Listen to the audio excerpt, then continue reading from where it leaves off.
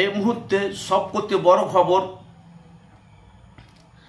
রীতিমতন social media আপনারা দেখতে পাচ্ছেন কয়েকদিন আগে এসপির অফিসে নওশাদ সিদ্দিকীর হুঙ্কার।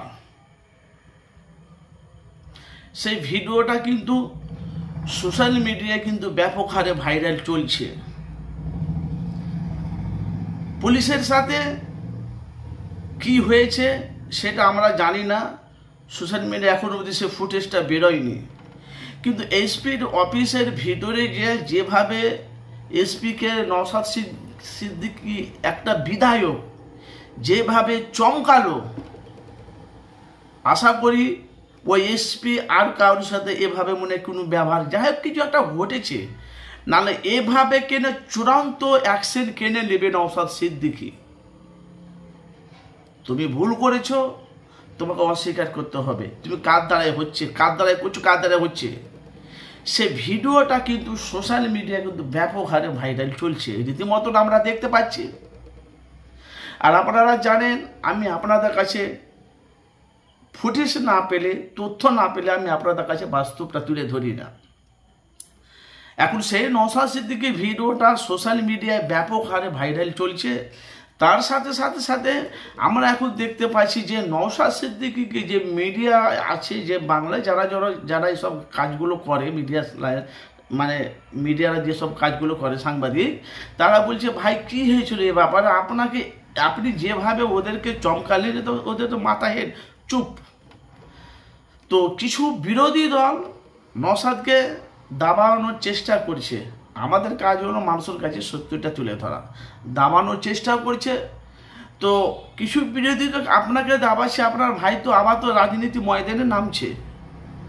সেই নওশাদ সিদ্দিকী সে মিডিয়ার মুখোমুখি বলছে আগে তার ছোট ভাইয়ের সাথে লড়ুক, পেরে উঠুক, কেন বড় মামা রাখা আছে, বড় মামা রাখা আছে। বড় ভাইজান যখন বেরোবে না, তো কি হবে আপনারা বুঝতে পেরেছেন? বাস্ট হলে ভালো করে বুঝবেন। তার মানে ফুরফুরা শরীফে আহলে সুন্নাতে জামাতে কর্ণধার নওশাদ সিদ্দিকী ভাইজান, উনি একটা ব্যান্ডেড মাল। আপনারা জানেন, মানুষের হয়ে কথা বলে মানুষের কাছে সত্যটা তুলে ধরে, এটাই ওনার কাজ। যে নওশাদ সিদ্দিকী যে সামনে বিধানসভা ভোট, রীতিমতন আপনারা সোশ্যাল মিডিয়ায় দেখতে পাচ্ছি, অনেক মানুষেরা দেখতে পাচ্ছি, তারা আইনজীবীরা, তারা অনেক মানুষ তারা নওশাদের হয়েই কথা বলছে। সোশ্যাল মিডিয়ায় যত আইনজীবীগুলো আমরা দেখতে পাচ্ছি মিডিয়ার মুখোমুখি, তারা কিন্তু নওশাদের হয়েই কথা বলছে।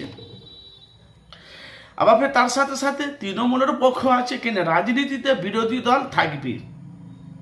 বাংলাতে যেভাবে তৃণমূল মামাটিকে যেভাবে মানুষ সাপোর্ট করে, 100-র মধ্যে 95%, 5% আইএসএফের দিকে, 2-3% সিপিএম কংগ্রেসের দিকে, বিজেপির দিকে আছে। একে তার সাথে সাথে সে সাপোর্টগুলো 2026-এ বিধানসভার ভোটে আগে কিছু সাপোর্টগুলো উচ্ছেদ হবে।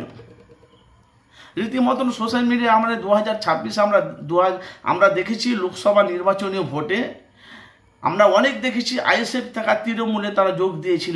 এটা কিন্তু এই ফুটেজ কিন্তু এখন অবধি মানুষের কাছে রয়ে আছে। সে ফুটেজ এখন রয়ে আছে কারণে যে তৃণমূল যারা করতো না, যারা আইএসএফ করতো, তারা তৃণমূলের উন্নয়ন দেখে, তৃণমূলের ভোট দেখে তারা আইএসএফে চলে গেছে। এখন 2026-এ দেখতে পাচ্ছি অনেক মানুষরা তারা দেখতে পাচ্ছি পশ্চিমবাংলা আনাচে কানাচে দেখছি বেশিরভাগ কম বেশি তারা মানে তৃণমূল থেকে তারা আইএসএফে গ্রহণ করছে। তাহলে আগামী দিনে 2026-এ যে বিধানসভাতে 2021-এ যে নওশাদ সিদ্দিকীর সাথে যে ভোটটা হয়েছে বিধানসভায়, তোমার তোমার ভাঙড়ে, আবার তো নওশাদ সিদ্দিকীর সাথে আবার ভোট আছে 2026-এ বিধানসভায় ভোট।